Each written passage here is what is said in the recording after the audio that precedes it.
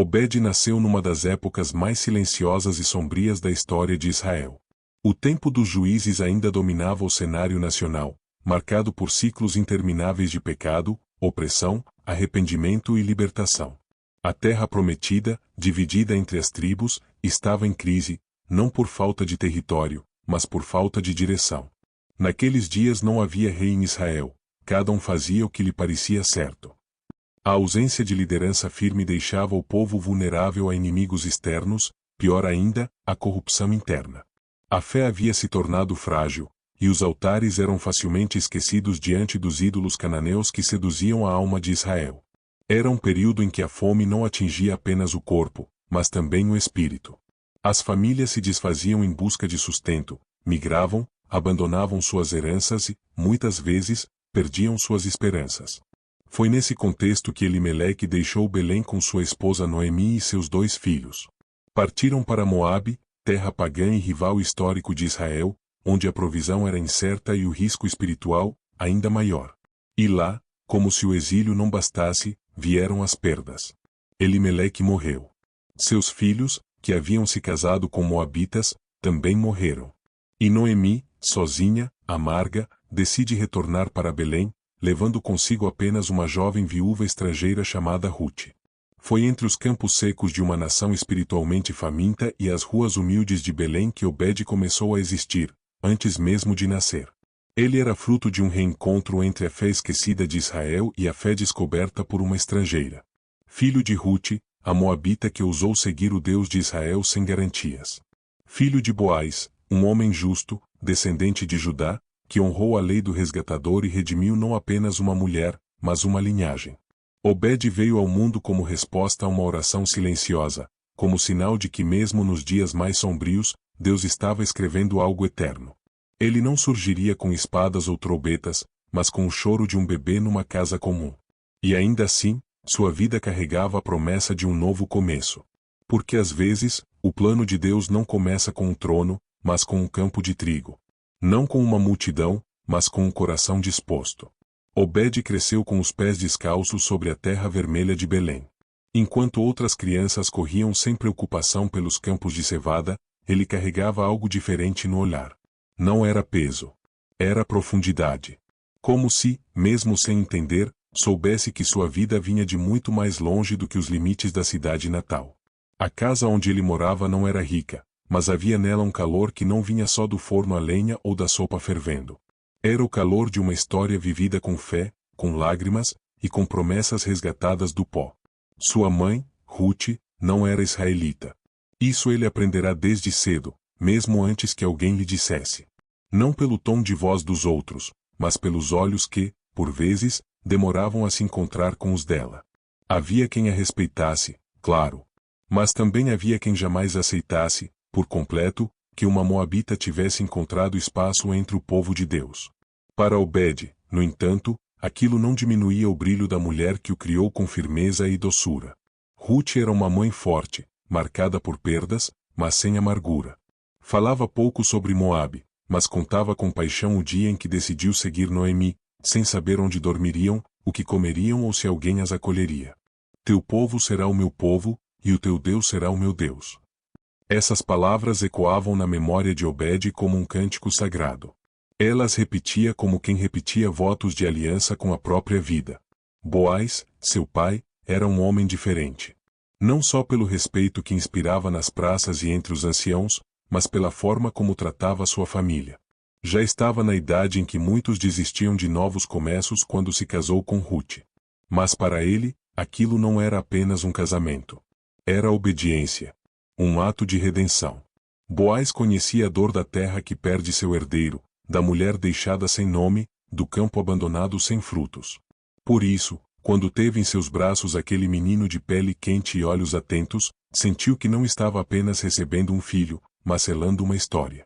Obed foi crescendo ao som de histórias antigas, colhidas como espigas de trigo na memória de seus pais.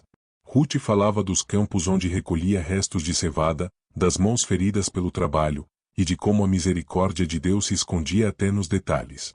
Boaz falava de Judá, de Tamar, de Pérez, seus antepassados, e da importância de honrar a terra, a palavra dada e o nome herdado.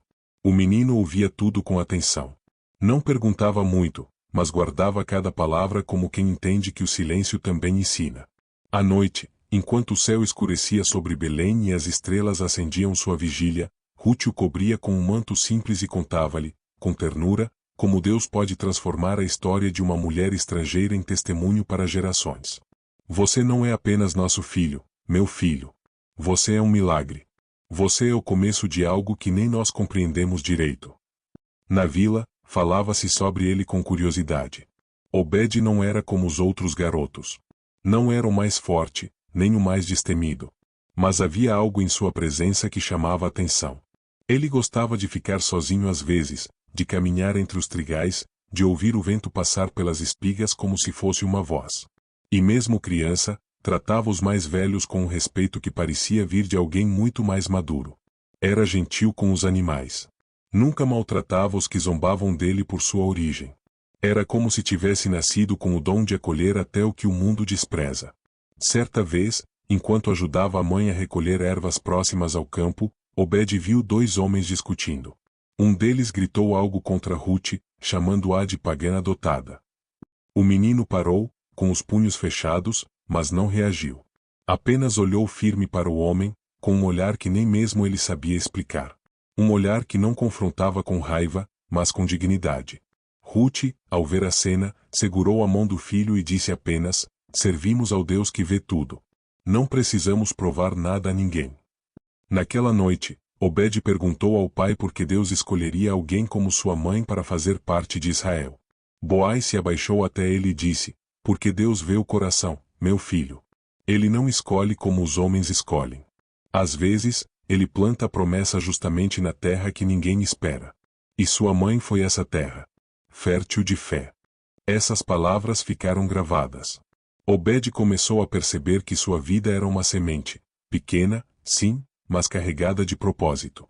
E com o tempo, servir a Deus não parecia mais uma obrigação ou um destino imposto, mas uma honra. Seu próprio nome, servo, começou a fazer sentido. Ele entendia que não era servo de homens, nem escravo de um passado. Era servo do plano de Deus.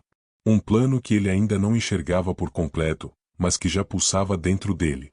Os anos passaram, e Obed já não era mais o menino que corria entre os feixes de cevada com os pés cobertos de poeira. Seus ombros ganharam largura, suas mãos endureceram com o trabalho, e seus passos se tornaram mais lentos, não por cansaço, mas por consciência. Agora, ele sabia onde pisava. Cada pedra, cada trilha entre as plantações, cada canto da terra herdada por Boaz carregava memórias e promessas. Ele sentia isso quando se curvava para colher, quando ouvia os conselhos dos mais velhos ou quando contemplava o céu noturno como quem procura sinais em meio ao silêncio de Deus. Na casa simples onde vivia, o trabalho começava cedo. Antes mesmo de o sol despontar por entre os montes de Judá, Obed já estava de pé, preparando os instrumentos, verificando as ferramentas, ajudando os servos. Boaz havia lhe ensinado que a liderança não começa quando alguém manda, começa quando alguém serve. E ele tomava isso como princípio. Não buscava aplausos, nem evitava tarefas humildes. Se algo precisava ser feito, ele fazia. Se alguém precisava de ajuda, ele estendia a mão.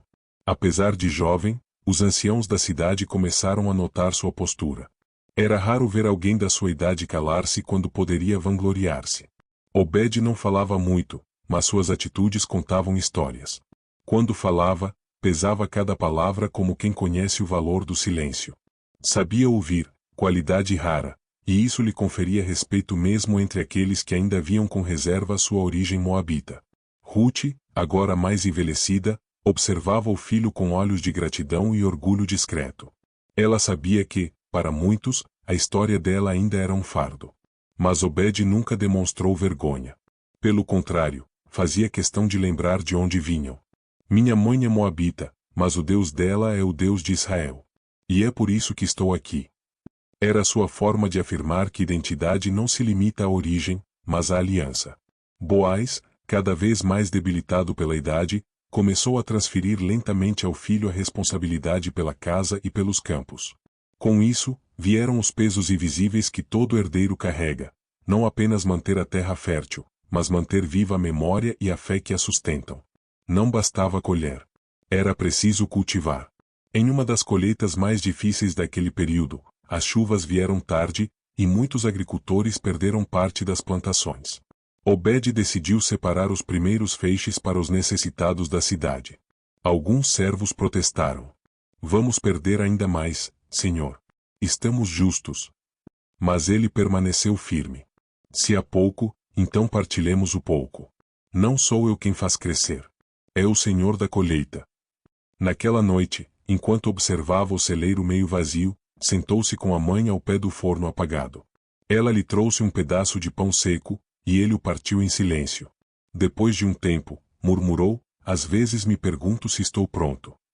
Ruth sorriu, com o rosto vincado pelas rugas do tempo e da esperança, e respondeu, você não precisa estar pronto para cada desafio. Precisa apenas estar disponível para obedecer. As palavras calaram fundo. Obed não buscava grandeza, mas sentia que seu nome carregava algo maior do que ele compreendia. Começou a ver que sua vida não era um fim em si mesma, mas um elo, uma parte da corrente de algo que Deus estava tecendo. Não havia trono. Não havia multidão. Mas havia um propósito crescendo, discreto, entre os dias comuns. Alguns anos depois, Obed começou a preparar a casa para uma nova estação. Era hora de constituir família. A escolha de uma esposa, naquele tempo, envolvia mais do que amor. Era também um ato de responsabilidade. Não se tratava apenas de formar um lar, mas de manter viva uma linhagem. E ele sabia, a linhagem que carregava não era qualquer uma. Ela vinha de Judá, passava por Tamar, por Boaz, por Ruth, por histórias de dor e redenção, fé e escândalo, obediência e esperança. O casamento foi simples, mas repleto de significado. Entre as bênçãos pronunciadas, houve uma que ecoou no coração de Obed, que o Senhor estabeleça a tua casa como a de Pérez, que Tamar deu a Judá. A mesma bênção que um dia os anciãos de Belém haviam proclamado sobre Boaz, agora era dita sobre seu filho. O ciclo estava se cumprindo. As palavras voltavam com nova força, não como repetição, mas como continuidade. Obed passou a viver com mais consciência ainda. Seus dias eram repletos de trabalho, no campo, com os animais, entre os servos, mas também eram carregados de propósito. Começou a ensinar aos mais jovens, a sentar-se entre os anciãos, a ouvir os levitas quando vinham à cidade. Tinha fome de entender mais do Deus que mudará o destino de sua família. Quando o primeiro filho nasceu, seus olhos se encheram de lágrimas. Era um menino forte, de choro firme. Deram-lhe o nome de Jessé. E ao segurá-lo nos braços, Obed sentiu o mesmo que seu pai provavelmente sentirá quando o segurou pela primeira vez, que ali, naquele corpo pequeno, pulsava algo eterno. Obed começou a ensinar Jessé como havia sido ensinado, não com longos discursos, mas com presença. Levava-o aos campos e mostrava-lhe o ciclo das estações, os sinais do céu, a firmeza das raízes. Mas, acima de tudo, ensinava-o a temer ao Senhor, não com medo, mas com reverência. Não é a terra que nos sustenta, Jessé. É o Deus que a fez. E assim, sem barulho, sem glória aparente, Obed se tornava não apenas um servo fiel, mas um pai de gerações. Jessé cresceu nos mesmos campos onde seu pai, Obed, havia aprendido a servir. A terra era a mesma, mas os tempos estavam mudando. Israel ainda não tinha rei.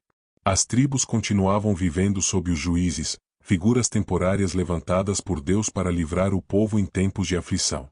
Era um período de incerteza, onde a fidelidade do povo oscilava como as estações. Em alguns ciclos, voltavam-se para o Senhor. Em outros, entregavam-se aos deuses vizinhos, enfraquecendo a identidade nacional e ferindo sua aliança com o Altíssimo.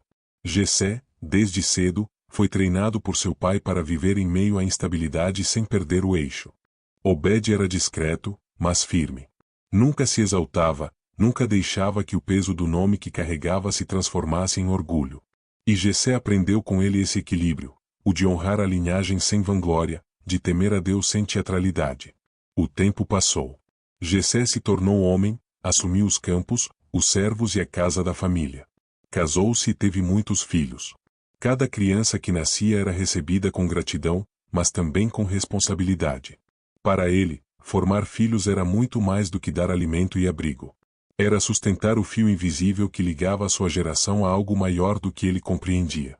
Mesmo sem profecias, mesmo sem anjos anunciando nada, ele sabia, por dentro, que sua família fazia parte de algo sagrado. Jessé criou seus filhos com disciplina e temor ao Senhor. Ensinar-lhes o trabalho era parte da rotina, mas o verdadeiro ensinamento estava nos momentos simples, ao redor da mesa, no silêncio do campo, nas pausas para oração quando a chuva demorava a chegar. Ele os ensinava a observar os ciclos da vida e a confiar no Deus que havia sustentado sua família desde os tempos de Boaz e Ruth. Entre seus filhos, havia os mais fortes, os mais habilidosos, os mais confiantes. Eliabe, o primogênito, era alto, de aparência marcante. Tinha postura e força, e muitos acreditavam que ele herdaria o papel de liderança na casa.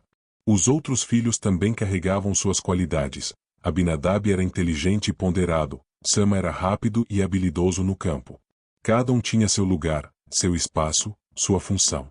E então havia o mais novo, Davi. Um menino de aparência comum, cabelos avermelhados, olhar inquieto e curioso. Desde cedo, gostava de se afastar do movimento da casa.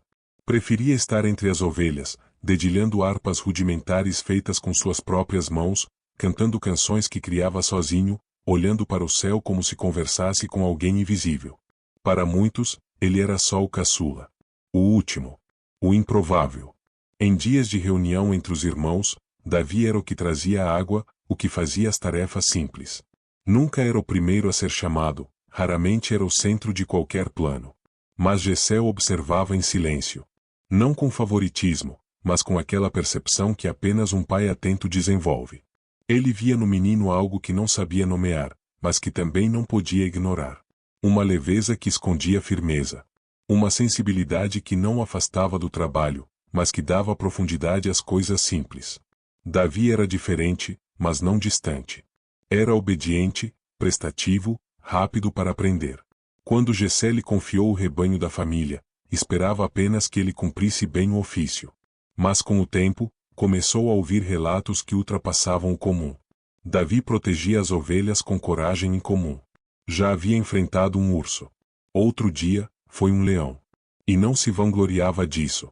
Contava como se tivesse feito apenas o que era certo. Certa vez, Jessé encontrou Davi sentado à sombra de uma oliveira, olhando o céu e tocando uma melodia suave em sua harpa. O pai não interrompeu. Ficou ali, observando. E sentiu algo que ainda não entendia, como se aquela música silenciosa carregasse uma oração. Uma declaração de fé. Uma entrega.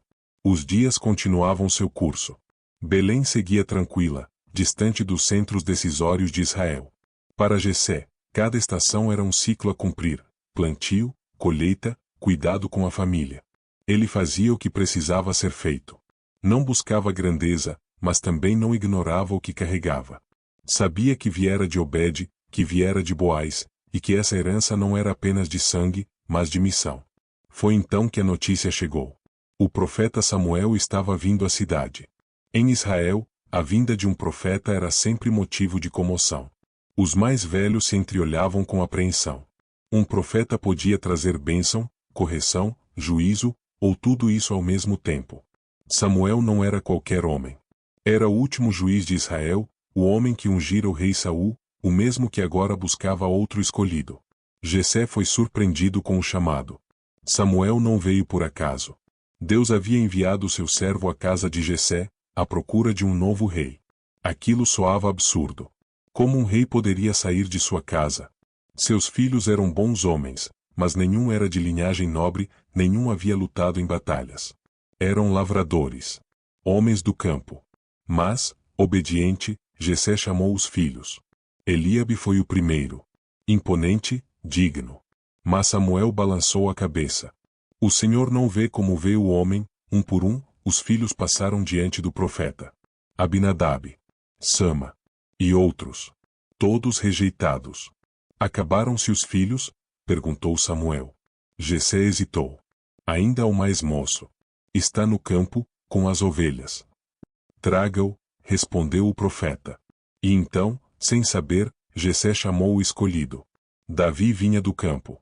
O cheiro de terra, o suor colado à pele, o rosto avermelhado pelo sol, tudo nele denunciava que aquela convocação havia interrompido mais um dia comum. Ele não fazia ideia do que estava acontecendo em casa. Apenas sabia que o haviam chamado com urgência. Quando entrou, ofegante, ainda com os dedos sujos de pó e o cajado em uma das mãos, deparou-se com algo que nunca vira antes: seus irmãos reunidos em silêncio, seus pais sérios, e no centro da sala, um homem idoso de rosto forte e olhos penetrantes, Samuel. Davi parou. Os olhares se voltaram para ele, e por um instante, ninguém disse nada. Era como se o tempo tivesse suspendido a respiração. Até que Samuel o viu. E Deus falou ao seu coração. Levanta-te e unge-o. Ali mesmo, no meio da sala, diante de todos os seus irmãos, o profeta se aproximou. Pegou o chifre cheio de azeite, com gesto firme e solene, derramou o óleo sobre a cabeça do menino pastor. O líquido escorreu devagar, misturando-se ao suor, caindo sobre suas roupas simples, marcando sua testa como um selo invisível. O silêncio ainda pairava sobre todos, mas dentro de Davi, algo havia mudado. O Espírito do Senhor se apoderou dele com poder, e a sua vida jamais voltaria a ser a mesma. Jessé observava tudo com um misto de perplexidade e temor. Como podia ser?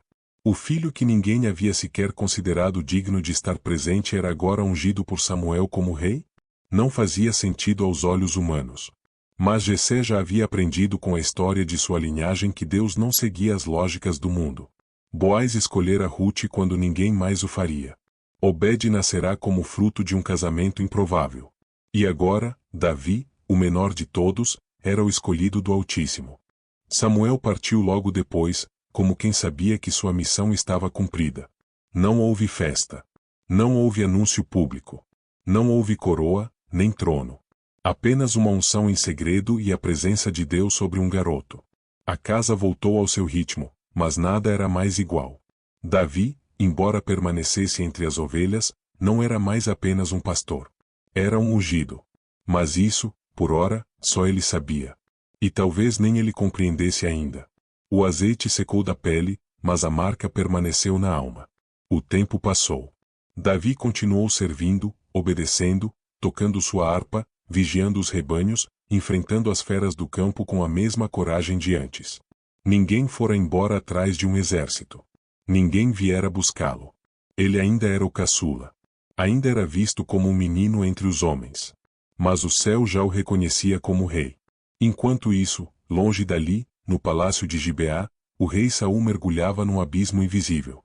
Aquele que um dia fora escolhido por Deus agora vivia perturbado por um espírito mau. Seu coração estava inquieto. A paz havia se esvaído. E seus servos, impotentes diante da tormenta, buscavam uma solução. Alguém sugeriu: há um jovem em Belém que sabe tocar harpa. É valente, é sensato. E o Senhor está com ele. Davi foi chamado. De novo, não como rei. Não como guerreiro. Mas como músico. Como servo. Jessé preparou o filho para a viagem. O menino partiu levando pão, vinho e um cabrito. Simples presentes de um pai grato, oferecendo o que tinha para servir ao rei. Davi chegou ao palácio sem ostentação. Tocou sua harpa. E a música trouxe alívio ao coração de Saul. O espírito maligno recuava cada vez que os dedos do jovem dedilhavam as cordas com devoção. E ali, na corte do rei, Davi serviu em silêncio. Sem holofotes. Sem honrarias. Mas com fidelidade. Ele sabia que a unção que receberá não era autorização para exigir, mas capacitação para esperar. E ele esperava, atento, obediente, observando, aprendendo. Enquanto o trono ainda não era seu, ele se preparava como servo. Voltava para casa sempre que podia. Jessé o recebia com o mesmo olhar de antes, mas agora com o coração mais atento. Percebia nos olhos do filho uma firmeza diferente. Não era altivez, era propósito. E, mesmo sem entender, o pai sabia que o tempo de Davi chegaria. Mas não agora. Ainda era cedo. E então veio a guerra. Os filisteus estavam acampados diante de Israel, e entre eles, um campeão, Golias, o gigante de Gate. Com quase 3 metros de altura, ele desafiava o exército de Deus todos os dias. Ninguém se atrevia a enfrentá-lo. Nem os soldados mais experientes. Nem o próprio rei. A humilhação era pública. O medo, paralisante. Jessé, preocupado com seus filhos mais velhos que estavam na linha de frente, chamou Davi. Leve comida a seus irmãos. Veja como estão. E o menino foi. Como mensageiro. Como servo. Outra vez, não como guerreiro. Ao chegar ao campo de batalha, viu o que nenhum outro via, um homem desafiando o Deus vivo, e um exército encolhido. Para ele, era inaceitável. E a indignação em seu peito cresceu até que suas palavras chegaram ao rei. Diante de Saul, Davi não falou de espada. Falou de fé. O mesmo Deus que me livrou do urso e do leão, me livrará deste filisteu. Saul hesitou, mas não viu outra saída. Vestiu Davi com sua armadura, mas o menino a rejeitou. Foi ao riacho, escolheu 5 pedras lisas e partiu com sua funda na mão. O que aconteceu ali naquele vale ecoaria por toda a história de Israel. O gigante caiu. O improvável venceu. E o nome de Davi passou a ser sussurrado com reverência e temor. Mas tudo isso começou com um menino esquecido no campo. Um filho de Jessé. Um descendente de Obed. Um servo fiel que esperou o tempo certo. A história de Obed nunca ocupou os palcos principais de Israel. Seu nome não aparece entre os profetas, nem nos salmos, nem nas guerras mais lembradas. Ele não foi juiz, não foi rei, não realizou milagres. E ainda assim, sua existência sustentou a linhagem que mudaria o destino de toda uma nação, e do mundo. Ele era filho de uma estrangeira e de um homem justo. Nascido em tempos de silêncio divino, cresceu em meio à poeira de Belém, entre colheitas e orações sussurradas. Obed aprendeu com a mãe que Deus não rejeita os que chegam com o coração quebrantado. E aprendeu com o pai que servir é um ato de redenção. Quando tornou-se pai, ensinou isso a Jessé. E Jessé, por sua vez, ensinou a Davi. Nada em sua vida foi grandioso aos olhos do mundo. Mas tudo foi essencial diante de Deus. Porque foi pela fidelidade nos detalhes, pela obediência nas rotinas simples, que ele manteve viva a esperança que, mais tarde, encontraria forma nas mãos de um pastor de ovelhas ungido como rei. Obed era o tipo de homem que carregava a história no coração, mesmo que ninguém a notasse nos olhos. Era o elo entre gerações. O pilar escondido sob a estrutura do templo. A raiz que sustentava o fruto, ainda invisível. E quando Davi finalmente assumiu o trono de Israel, quando a harpa virou cetro e o campo se tornou palácio, talvez ele tenha lembrado de seu avô. Talvez, em uma noite silenciosa, olhando do terraço para o céu, ele tenha sussurrado o nome de Obed com gratidão. Porque tudo o que ele era, começou com alguém que apenas serviu. O nome de Obed permaneceu nas genealogias, como sinal de que os planos de Deus não saltam etapas. Eles se cumprem com precisão, com paciência, com promessas preservadas no ventre da história. De Obed veio Jessé. De Jessé, Davi. E de Davi, gerações mais tarde, nasceu Jesus, o Filho do Deus vivo. O Evangelho de Mateus não começa com milagres, nem com pregações. Começa com uma linhagem. E ali está ele, discreto, mas essencial. Boaz gerou Obed, de Rute, Obed gerou Jessé, e Jessé gerou o rei Davi. Obed está entre os poucos nomes que cruzam a ponte entre o Antigo e o Novo Testamento.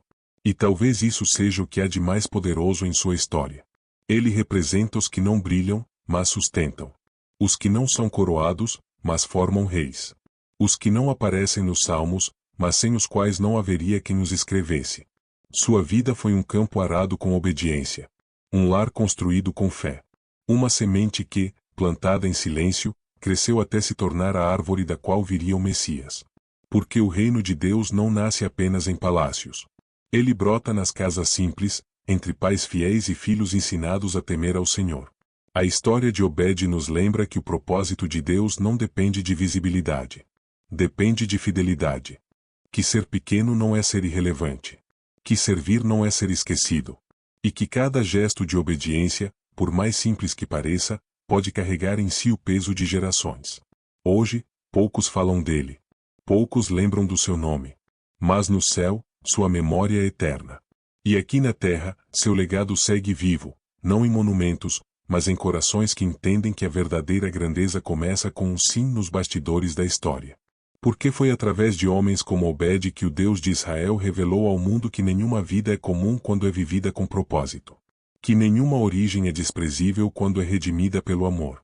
E que nenhuma geração está perdida quando há um justo para sustentá-la com temor. Na genealogia do céu, os grandes são aqueles que servem. E Obed foi um deles. Obed não viveu para si mesmo. Sua história não foi sobre conquistas visíveis, mas sobre raízes invisíveis. Ele não buscou ser lembrado, mas foi fiel. E é justamente por isso que sua vida permanece como um alicerce silencioso em uma das maiores promessas da humanidade. Dele nasceu Jessé. De Jessé, Davi. E da linhagem de Davi, nasceu Jesus, o Rei dos Reis. Obed nos ensina que o reino de Deus não se constrói com os que procuram grandeza, mas com os que obedecem no dia a dia. Com os que trabalham em silêncio, criam filhos com fé, acolhem estrangeiros com compaixão e se dedicam às pequenas coisas como se fossem eternas, porque, diante de Deus, elas são. Hoje, talvez você se sinta como Obed. Sem títulos. Sem visibilidade. Apenas fazendo o que é certo.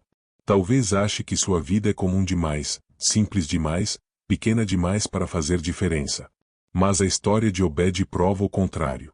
Deus escreve os maiores capítulos por meio dos que permanecem fiéis quando ninguém está olhando. Você não precisa de uma coroa para viver com propósito.